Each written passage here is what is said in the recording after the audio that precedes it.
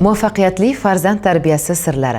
AQShda o'tkazilgan so'rovda ota-onalarning 70% farzandi muvaffaqiyatli bo'lishi uchun yuqori baho olishi zarur deb hisoblagan. Lekin psixologlarning fikricha, faqat bahoga e'tibor berish bolada qiziqishni yo'qolishiga, charchash va ruhiy tushkunlikka olib keladi. Bir amerikalik qiz maktabdan keyin 3 ta qo'shimcha kursga qatnashadi: matematika, ingliz tili va pianino.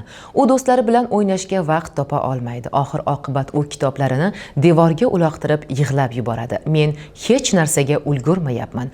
Finlandiyada esa ta'lim tizimi tamoman boshqacha. Bolalarga o'z qiziqishini topish, ijod qilish va xato qilishga ham ruxsat beriladi. Natijada ular nafaqat bilimli, balki muvaffaqiyatli ham bo'lib ulg'ayadi. Savol: muvaffaqiyatli farzand tarbiyasida nimalarga ahamiyat berishimiz kerak? Biz o'zbekistonlik mutaxassisning javoblariga quloq tutamiz. Hammaga assalomu alaykum. Onalar maktabi doirasida siz bilan yana ko'rishib turibmiz va bugun siz bilan farzandlarimizni kelajakda katta maqsadlar tomon ishonch bilan harakatlana oladigan, o'ziga tayana oladigan, muvaffaqiyatli qilib tarbiyalash haqida gaplashamiz.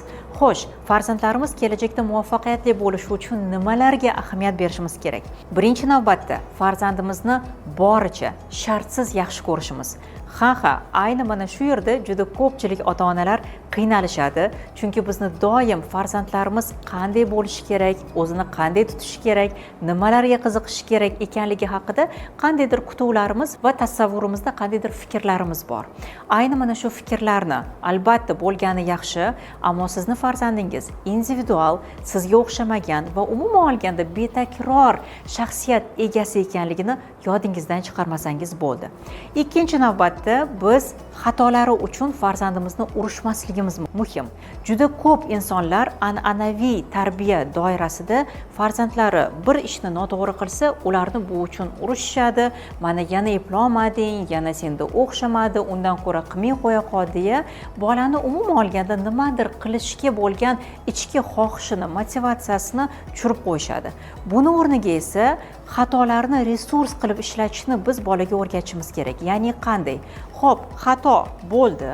Bu xato vaqti bolani urishish emas, balki bu vaziyatdan nimani o'rganishi mumkin? O'zingga nima xulosa qilding? Keyingi safar ayni mana shunday vaziyatga tushmaslik uchun nimalarga ahamiyat berish mumkin degan savollarni maktabdan ham avvalgi yoshdan boshlab bolaga beradigan bo'lsangiz, bu savollarni tabiiyki keyinchalik u o'ziga o'zi bera oladigan bo'ladi. Natijada hayotda har qanday kutilmagan yoqimsiz vaziyatlar yoki muvaffaqiyatsizliklarga uchraganida ham u ruhan sinib qolish o'rniga o'sha vaziyatdan chiqish yo'llarini qidiradi va albatta bunday insonlar katta natijalarga erishishi aniq.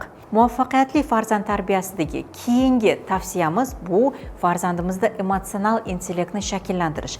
Emotsional intellekt bu farzandimiz o'zini hissiyotlarini tushunishi, ularni atrofdagi insonlarga chiroyli ravishda, konstruktiv ravishda yetkaza olishi va shu bilan birgalikda atrofdagi insonlarni xulq-atvori, reaksiyalari ortida ham nima turgani, qanday hissiyot turgani tushunish qobiliyati. Biz emotsional intellekt haqida yanada ko'proq ma'lumotni keyingi darslarimizda berib boramiz, ammo bir narsani yodingizda tuting, emotsional intellekt bugungi kunda inson baxtli va muvaffaqiyatli bo'lishi uchun eng muhim, hattoki IQ, ya'ni uni aqliy salohiyatiga qaraganda ham muhim qobiliyatlardan biri hisoblanadi. Yana bir muhim jihat bu nostandart fikrlash. Biz farzandlarimizni juda ko'p holatlarda o'zimizni ilmsizligimiz, o'zimizni tor dunyoqarashimiz sababli uni ham mana shu cheklovlarga solishga harakat qilamiz. Ammo bugungi kunda eng muvaffaqiyatli insonlar ayni o'sha nostandart fikrlay oladigan insonlar hisoblanadi.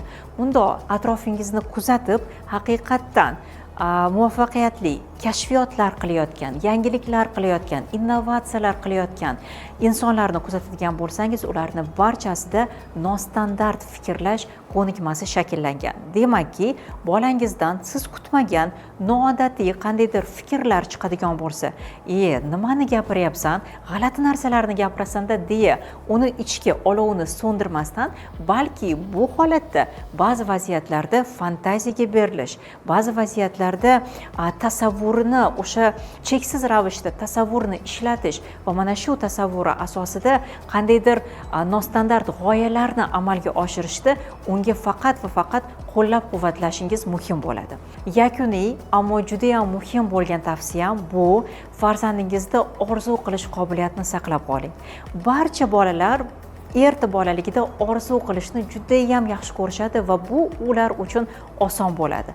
Lekin bolalar ulg'ayar ekan va katta insonga aylanib borar ekan, biz ularni orzu qilish qobiliyatini o'zimiz ba'zida so'ndirib qo'yamiz. Bu esa yaxshi emas. Ayni muvaffaqiyatli insonlar orzu qilish qobiliyatini yo'qotmagan va orzularidan maqsadlarni ajrata olib, maqsadlar tomon harakat qila oladigan insonlar bo'lishadi. Demakki, farzandingizni kelajakda qanday natijalarga erishishi, qanchalik yuqori parvoz qila olishi bugun unga berayotgan tarbiyangizga to'g'ridan-to'g'ri bog'liq. Har birimizni oilamizda o'sayotgan farzandlarimiz kelajakda muvaffaqiyatli va asosiysi baxtli bo'lsin.